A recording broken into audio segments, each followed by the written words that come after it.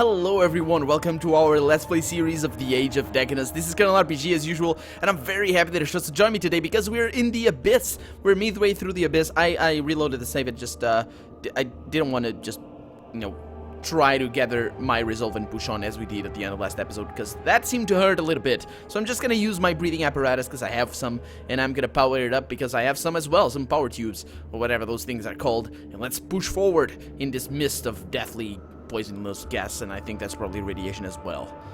So, praying that the magic is still there, you put on the mask and take a deep breath. Nothing. Okay, so use the power tube to charge the mask.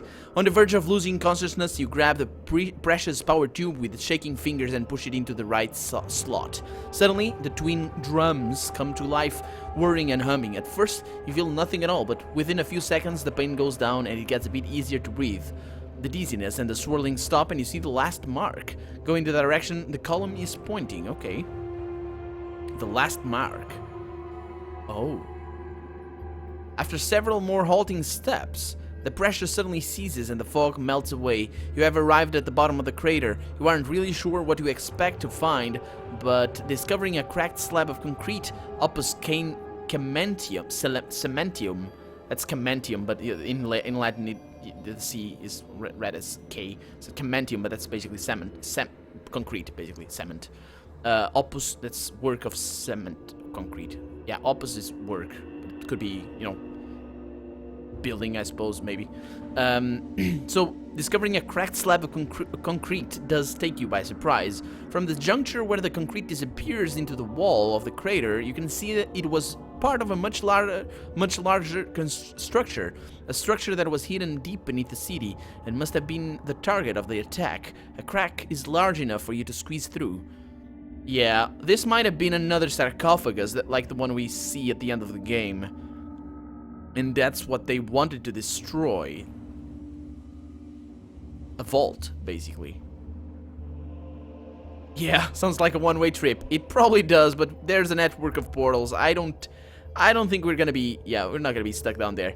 A dark hole in the bottom of the crater? Sign me up. Let's go. So, all the way here, we found absolutely nothing of interest, except for deathly things that kill us. So you find yourself in a dark and cramped chamber, a reinforced sub-basement of the building destroyed during the attack. The walls were blackened in the disaster, and the floor is half buried in sand and rubble. In the middle of the room stands a massive dented metal cylinder made from an unfamiliar alloy. When your eyes get used to the darkness, you notice cables sneaking out from the tank to 4 machines sitting in the 4 corners of the chamber. 3 are still and silent. 1 appears to be still working. Okay, let's examine the tank. Although heavily damaged, the tank is still sealed. There's a console on one side and a small glass aperture on the top. Cleaning away as much as you can of the grime, you take a look inside. There's a body within, submerged in some murky liquid. Only the face is plainly visible and it isn't human. The cranium is bulging and distorted with a low nasal bridge, deep elongated eye sockets, a lipless mouth, and overall dark leathery skin. You can't be certain, but there may be gills behind the rudimentary ears. The eyes themselves are black, opaque, and thankfully empty. If the creature is alive, it doesn't seem to be aware of your presence. Who are you? Oh, crap. I think it might be alive. I'm having another vision. The eyes remain vacant, the body as perfectly still as its tomb. The sudden sound of footsteps makes you spin around and you flinch away from a painfully bright light. With an effort you maintain your balance and opening your eyes find yourself standing in the middle of a desert. The sole feature of note being a tall man standing before you. He is dressed in rich robes and has a black beard and dark intelligent eyes that study you intently. You glance behind to find nothing but endless desert. Are you ready? Asks the man. Ready for what? Excellent, nods the man, ignoring your question. The path you will have to walk won't be easy, but I know that you will do well and endure the trials. We wouldn't have chosen you otherwise. Your chest swells with pride and you didn't feel a moment ago. Your body moves on its own accord and you salute. The man nods again, pleased with your reaction. Who are you? Soon, smiles the man. Like a marionette, you feel your strings being pulled by some other entity, making you follow a script you do not understand. Your body, strong as it is, you need to be made even stronger to be able to hold a gift. The wars will have to be tattooed deep into your skin. I know that soldiers aren't strangers to tattoos, but this one will be different. Yeah, it's gonna be in the bones. It will be painful, more pain that you can comprehend. The man looks straight at you, but you are a soldier, Galath. He continues after a pause. You know better than anyone that there is no gain without pain. You will have to gain a lot. Galath? In the next instant, you find yourself returned to the grim darkness of the cellar. The creature in the tank shows no more signs of life than before. Why did you show it to me? It wasn't him. This is basically like a virtual reality or something. Something happened. What the hell? The light winks out for a moment, leaving complete darkness, and when it returns, you are walking down a hall towards a much larger chamber, the largest you have ever seen. The murmur of conversation stills at your approach, and when you enter, the great crowd awaiting you stand in perfect quiet ranks. Behind them, the walls are covered in pipes and gauges and dials. And why is that pronounced gauges? It should be gauges. Anyway, I always say gauges. I always go for gauges, but then I realized it's not. But anyway, the walls are covered in pipes and see? The walls are covered in pipes and gauges and dials, and an unfathomable labyrinth of copper and glass. The device, whatever it is, makes the only sound, a deep and menacing throb you can feel through the soles of your feet. You are overcome with a childlike awe that is somehow not your own. Alongside another person's disbelief at being chosen, you wonder, chosen for what? Again, without your will, you walk towards the room's centerpiece. 7 sarcophagi. That's how we pronounce that in Latin. Sarcophagi. Yeah, with a rolling R. Anyway, 7 sarcophagi arranged in a circle, each standing at an angle of about 40 degrees. So that's what they are. 7. I know what we're witnessing right now, and I'll explain it later. 6 others, so about 40 degrees. Without turning, you know that 6 people walk behind you, 6 others who were chosen to receive the gift. The servants remove the simple robes you have been provided for the ceremony, beneath which you are naked, then help you into one of the sarcophagi. The interior is molded to your body, but unpleasantly cold. They secure your arms and legs and lower a bizarrely shaped helmet over your head. The lid descends smoothly to enclose you, and your mind races in preparation for what is to come. Once again, you find yourself returned to the grim darkness of the cellar. The creature in the tank shows no more sign of life than before. What are you? Your body floats in a void, endless and absolute, a darkness beyond light or hope. Your mind dreams. You have dreamed for a very long time, months or perhaps years. The dreams are vivid, alien, often terrifying, and very real. If not for their outlandish nature, you would not be certain they are dreams at all. At the end of this eternity, you are awakened. You scream in torment as a vital part of you is torn free and discarded, not from your body, but from your very soul. The agony is unbearable, the wound fatal. You feel the cold of deepest night.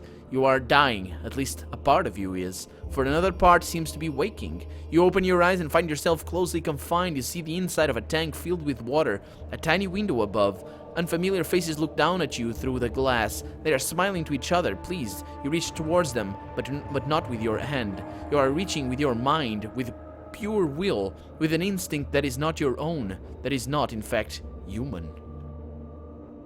Tertius? Tertius? It's red Tertius! Oh, okay. Was kind of a... yeah, it read Tertius, but yeah. It has 2 dots for some reason. I don't know why, but yeah, it has. So, what we just witnessed is the creation of the gods. Yep, that's right. The, whatever, what they call them?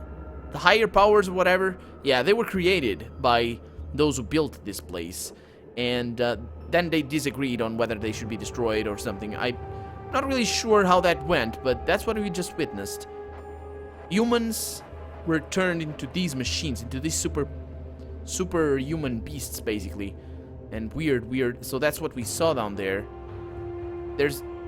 Was it here that we saw a face? Yeah, in here. In here we saw that. Huh. Pretty cool. Pretty cool. Let's save the game. Let's see what else we can see. This machine is dark and silent, but shows no sign of damage. Can I use the console? You're standing in front of the console. Examine the console. The console is beyond your understanding, so you place your faith in the mantras. Of course, the problem with mantras is that you have no way to know which one will apply. You try the mantras of suspending the ordinary functioning functioning off, which you thought was a safe bet until you realized that it requires you to replace one function with another. Next, you try the mantra of divine guidance, only to realize midway that you're missing the famed golden arrows to which it frequently refers. With desperation hanging over you like a dark cloud, you finally decide to attempt the mantras of actions and reactions. This bloated text has been enlarged by generations of philosophers eager to add their mark to history, and for this reason is ignored by more reputable lore masters. Just as you are working through the... I don't know what the mantras are. I don't understand what those are. I've read about them before in my other playthroughs, but I don't know what that is. I don't understand that. Anyway, just as you are working through the last instructions of the mantra of actions and reactions, the console begins to respond, confirming that you have chosen the correct text. This mantra focuses on things that act and things that react, suggesting that the right sequence can cause a chain reaction. By following the directives in the correct order, you believe you can either initiate these reactions with the 3 dead machines or power down the last working machine. Oh. I don't know what to do here. Let's not meddle with it and try to touch nothing else for right now. Can I try to do that? Yeah, okay, good. So I think I know now what the mantra is. Basically like a spell. It's like an instruction brought down through generations of lore masters, and they kind of, you know, they know those and they use them, and they might work or they might not, depending on whatever it is. So basically that one worked somehow. That machine looks pretty simple, actually. It's probably not that hard to operate in comparison to a computer or something like that you need to program it yourself. Or I don't know. That machine is easy. A computer might not be. Let's try and look around. There's something here. The chamber is empty. Einar had seen to that, selling whatever priceless equipment could be moved for a handful of coins. If there is anything of value left, it must be well hidden. Where would one hide something in an empty room? Your keen gaze comes to rest on the numerous cracks in the walls. One by one you inspect every crack and opening, uncovering centuries of dust and insects. And one interesting item, several scrolls rolled into a tube. Unfortunately, the scrolls were not carefully sealed and time has not been kind to them. They fall apart in your hand, leaving you with nothing but fragments. Let's try to decipher what you can, yeah. Something went very wrong here. Athazor is gone. So we've learned about already 4 different gods, 4 different names for gods, and I forgot the third one. But we know about Agathoth, and we know about the Asur or something, Asadur, I think. And now we have Athazor. Athazor is gone, yet the host retains his abilities. The host. Oh, the host. It's not the host of an army. It's a host. So Athazor is gone, yet the host retains his abilities and continues to manifest them. The range appears to be vastly reduced. It is down to about a mile now, and the manifestations are weak and random, but the implications are interesting. At this time, we've been operating under the assumption that the abilities are not transferable. I think this Athazor is the guy that's standing right there, and his abilities are probably basically the range. So, it's like psychopathy, not psychopathy, telepathy. Yeah, psychopathy is a different thing. Yeah, let's read another fragment. We've disabled 3 transformers to induce a coma, yet the manifestations remain, leading to speculation that Galath, which is the host, I don't know how to pronounce that word, but basically the human, what was once Galath, does not control nor even understand his new abilities. Like a newborn's mind in control of an adult body, he's unaware of what he can do, yet he is still able to haphazardly control it with his mental impulses. Given time, no decision has been made yet. I cannot blame them after what happened in Al-Akia, and yet we have a tremendous opportunity here, one more and more likely to sleep away the longer Galath remains in a coma. Even now we cannot know for sure he will awaken again.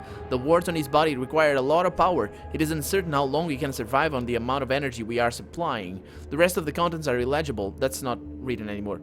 But what you have discovered is definitely interesting. According to the legends, one of the 3 High Lords, that's the name, yeah, that's not the gods, the High Lords, was able to shape reality to his will. Could this Galath Athazor, that's the host and the name, yeah, so it's the same guy, Galath Athazor, this freakish hybrid of a man and some unknown other, be the dreamer Glaathzor, to whom the histories referred? Yeah, yes. It is. It is. It's not a question there, one. Let's examine this machine. I'm not gonna mess around with it too much. The machine emits a pulsing green light, strange liquid shifting and changing behind the thick glass.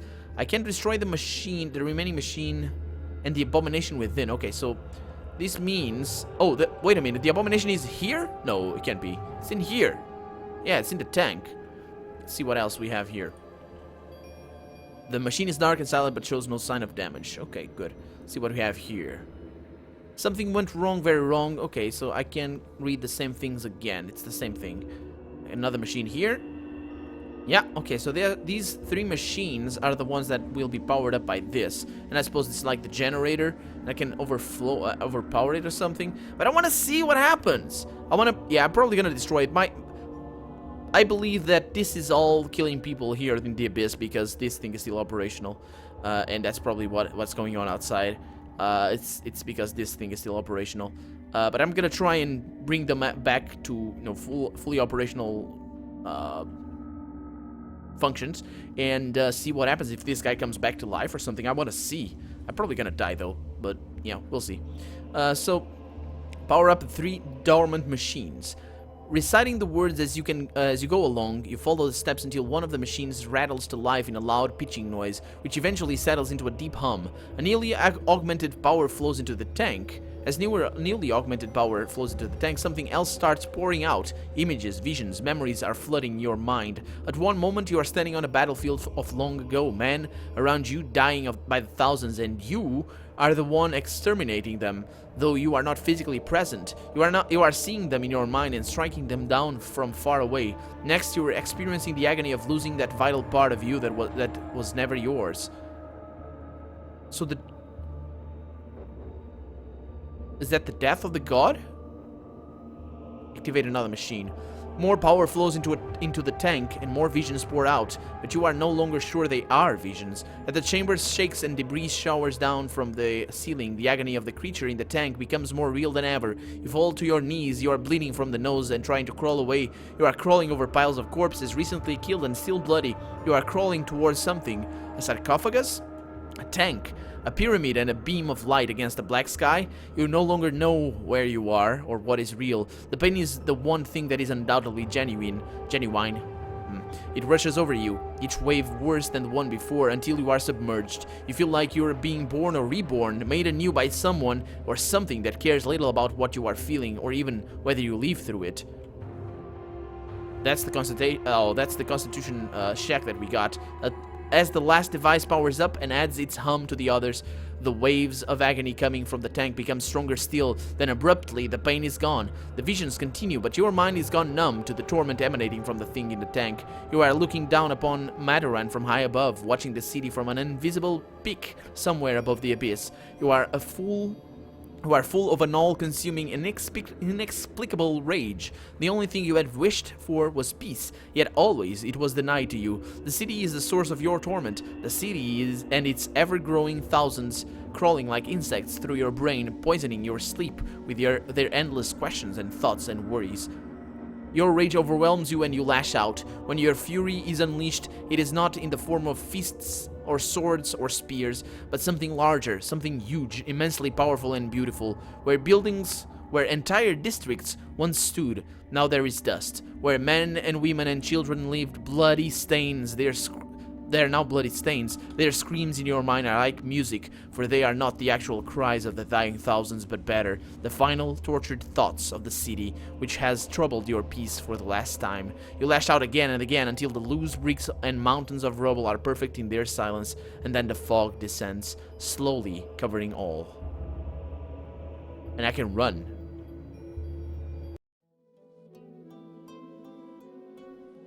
I destroyed Maduran? What the hell? I thought there was a vision. I really thought there was a vision. I destroyed Maduran. Completely obliterated Maduran. That's... What? I have stuff to do in Maduran. I can do that. Can I? No, I'm not gonna do that. No. I was considering it for a moment. Yeah, that'd be cool. But no. The swift and merciless destruction of Mataran by an unknown force strikes terror into every heart. The millennia-old city, once a symbol of the resilience of mankind in the face of a catastrophe, was extinguished like a candle, without warning or reason, leaving behind nothing but shallow ruins beneath a deadly mist. Vindicated at last, Lord Meru's rhetoric reaches fever pitch, and new followers flock to him, desperately seeking someone to save them from the impending divine judgment. Others, unconvinced by stories of wrathful deities, speak in hushed, fearful tones of the Magi and the Great War, of the dread powers they unleashed on the world, powers terrible enough to shatter even the greatest empire the world had ever known. Unwittingly, you managed to wake up the god that slept beneath the abyss. Maddened by the centuries spent in the tank, the creature lashed out at the human hive around it, destroying the entire city. Well done. Thank you. Oh, that's an ending to the game? No, it's not. It's not. I think we're now at, probably going to Ganazar. Yeah, there we go. Okay. I'm not gonna be here for very long, but I wanna see what is left. Let's go into the world map. Oh, it's red. Come on. It should be a different icon. Oh, nice. That's cool. We destroyed Madara. That was pretty cool, though.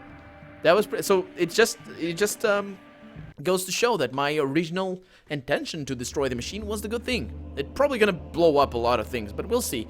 So that was pretty cool, though. The god didn't enjoy being trapped. Yeah, but I kind of knew that we were gonna resurrect him. Anyway, let's examine the console, and let's deactivate the last working machine. Reciting the words as you go along, you follow the steps until the last machine goes silent. The creature in the tank does not stir, but its breathing gets more and more shallow until it stops. You have slain the monster.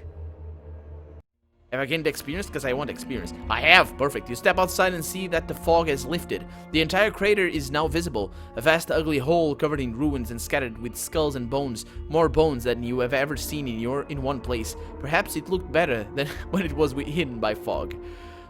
These guys are gonna be mad at me. They're gonna be like... not right now, but later on, they're gonna hate me forever. Holy crap. We've been down there. We've been to all those places. I can go down here. Awesome. Let's explore this thing. Can I go down there? No, I can zoom in more. Oh, and then down there. That is, well, about what I was expecting. Pretty much what I was expecting to happen. Man, that was pretty cool. That was pretty awesome. Let's have a chat with this guy. It's not gonna be good. It's not gonna be, yeah, it's not gonna be fond of our funny business there. Hey, what happened? Where did the fog go? The fog is gone. The abyss is safe now. Safe now? It was perfectly safe before. If you kept your distance, but it fed a lot of people. Who'd come here now to look at this ugly hole in the ground? Who'd buy my charms? Not sorry. Fuck off. This guy. Yeah, piece of crap. Anyway, let's get going. Go get yourself another abyss, or throw yourself down that one. And, yeah. Let's return to the slum. Actually, you know what? I want to just... let's ask the guy. Say I'm sorry. I'm not sorry. I don't care for your shenanigans. I'm still here. Okay, so it's... yeah, okay. Bye-bye. I was gonna say I'm sorry, see what he said. Just to see, but... yes, I'm gonna stay in... well, for now, I'm gonna stay in ignorance. Let's return to the slums. That was a pretty fun encounter. Well, it's not an encounter. It's a pretty fun exploration. Pretty awesome. But there's still more to come. There's still more to come. About as awesome as this, I hope. Yeah, it's gonna be even more awesome. We're gonna see things. I know they are there. I haven't seen them myself, but I know they are there. We're gonna see things of just amazing things. It's all we're gonna see, amazing things. From now on until the end of the game, we're gonna see amazing things. So, I am hoping that okay, so that's good. I think I want to go with a little bit of alchemy here. Just to be able to, I don't know. I don't need the money, though. I don't need the money. I can buy that. Yeah, I have money. Do I have money? I have, yeah. 1,500, almost. 1,500 gold. Yeah, should be okay. So I'm not gonna give him anything. I still have some stuff as well. So how many power tubes do we have? 2. That's kind of bad. Can I... oh, I have 2 of these? Why do I have 2 of these? Oh, because this one is charged. Oh, can I disable? Interact. Okay, so I can charge this one. I don't want to charge that one. This one is charged already. Can't interact with it though. Okay, well I'll remember that. Temp? That's a bug right there.